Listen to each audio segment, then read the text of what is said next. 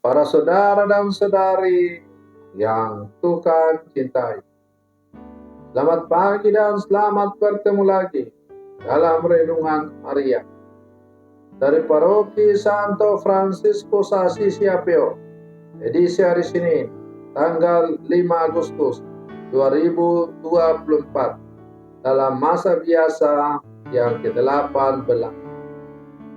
Mengawali hari yang baru ini, kita hendak mendengar dan merenungkan sabda Tuhan. Marilah sebelum kita mendengar dan merenungkan sabda Tuhan, kita berdoa. Dalam nama Bapa dan Putra dan Roh Kudus. Amin. Allah Bapa yang Maha Kuasa, Engkaulah kekuatan kami dalam melawan dosa. Lindungilah dan jagalah kami dari segala tipu daya kenikmatan duniawi, dengan bertekun melaksanakan sabda-Mu. Bersabdalah ya Tuhan, kami siap mendengarkan. Semua sabda-Mu yang kami dengar dan kami renungkan untuk mengawali hari yang baru ini, semakin menghantar kami untuk menjalani kehidupan kami sebagai murid-murid-Mu yang sejati. Terpujilah Engkau Bapa, Putra dan Roh Kudus, kini dan sepanjang segala masa. Amin. Para saudara dan saudari yang Tuhan cintai, sabda Tuhan yang hendak kita dengar dan kita renungkan untuk mengawali hari yang baru ini diambil dari Injil Matius pasal 14 ayat 13 sampai 21. Tuhan bersamamu. Inilah Injil suci menurut Matius. Sekali peristiwa setelah mendengar berita pembunuhan Yohanes Pembaptis, menyingkirlah Yesus dengan naik ke perahu. Ia bermaksud mengasingkan diri ke suatu tempat yang sunyi. Tetapi orang banyak mendengarnya dan mengikuti dia dengan mengambil jalan darat dari kota-kota mereka. Ketika Yesus mendarat, dia melihat orang banyak yang besar jumlahnya. Maka tergeraklah hatinya oleh belas kasih kepada mereka, dan ia menyembuhkan mereka yang sakit. Menjelang malam, para murid datang kepadanya dan berkata, tempat ini sunyi dan hari sudah mulai malam.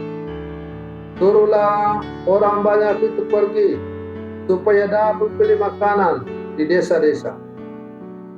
Tetapi Yesus berkata kepada mereka, mereka tidak perlu pergi, kalian harus memberi mereka makan. Jawab mereka, pada kami hanya ada 5 buah roti dan 2 ekor ikan. Yesus berkata, bawalah kemari. Lalu disuruhnya orang banyak itu duduk di rumput. Setelah itu ia mengambil ke5 buah roti dan ke2 ekor ikan. Sambil menengadah ke langit, diucapkannya doa berkat, dibagi-bagikannya roti itu dan diberikannya kepada para murid. Para murid lalu membagi-bagikannya kepada orang banyak. Mereka semua makan sampai kenyang. Kemudian potongan-potongan roti dan yang sisa dikumpulkan sampai 12 bakul penuh. Yang turut makan kira-kira 5.000 orang pria, tidak termasuk wanita dan anak. Demikianlah sabda Tuhan.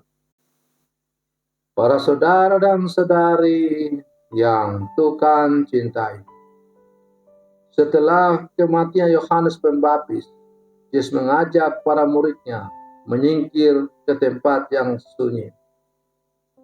Dalam kesunyian itulah para murid lebih terbuka dan tergerak untuk ikut merasakan apa yang dirasakan dalam hati Yesus yang selalu menaruh belas kasih kepada sesama.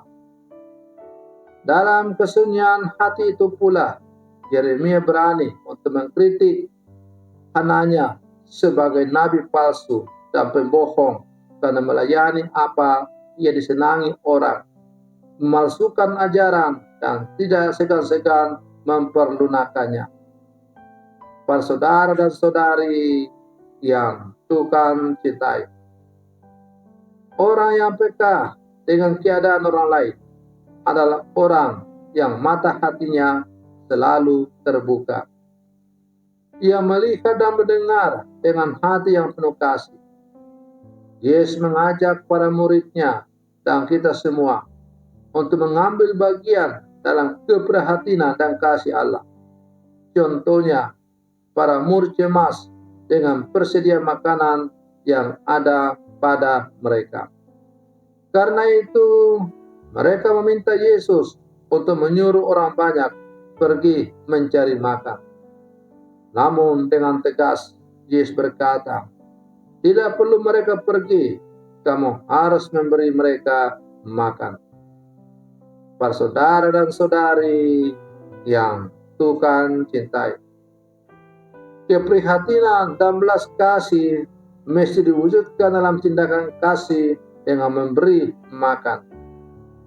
Kadang-kadang kita cemas dengan kondisi kita yang serba tidak cukup, bahkan mungkin sangat berkekurangan, sehingga sulit untuk bisa berbagi dengan sesama. 5 roti dan 2 ikan menjadi cikal bakal dimulainya tindakan kasih yang besar dan berkelimpahan. Di tangan Tuhan, yang sedikit menjadi banyak dan yang kurang menjadi berkelimpahan. Para saudara dan saudari yang Tuhan cintai, kita adalah murid-murid Yesus yang sekarang hidup di zaman ini. Dalam kesunyian hati di tengah hiruk pikuk dunia ini, Yesus mengajak kita untuk sungguh-sungguh menelisik hati kita masing-masing. Apakah belas kasih, hati yang penuh kasih dari Yesus juga kita miliki? Menjadi murid Yesus berarti harus memiliki dan melaksanakan segala yang diajarkan oleh Yesus. Maka sebagai murid-murid Yesus, kita harus berbelas kasih dalam seluruh kehidupan kita, yang salah satu tindakan nyata adalah dengan rela berbagi dengan sesama kita yang berkekurangan.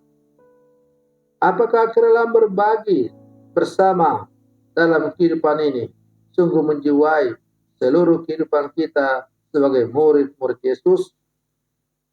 Masih adanya kelaparan, masih adanya pencurian, kejahatan di sana-sini. Itu semua terjadi karena orang kelaparan, sehingga orang nekat untuk melakukan kejahatan. Masih adanya ketimpangan sosial, pada akhirnya menimbulkan ketidaknyamanan dalam kehidupan bersama. Maka sebagai murid-murid Yesus, kita harus keluar dari kesempitan cinta diri kita masing-masing, dan kita rela berbagi dengan sesama, rela berbagi kehidupan, agar supaya tidak ada lagi yang mengalami kekurangan baik jasmani maupun rohani dalam hidup bersama ini. Dan karena semua orang mengalami kecukupan dalam belas kasih Allah, maka dunia akan selalu diliputi oleh rasa damai.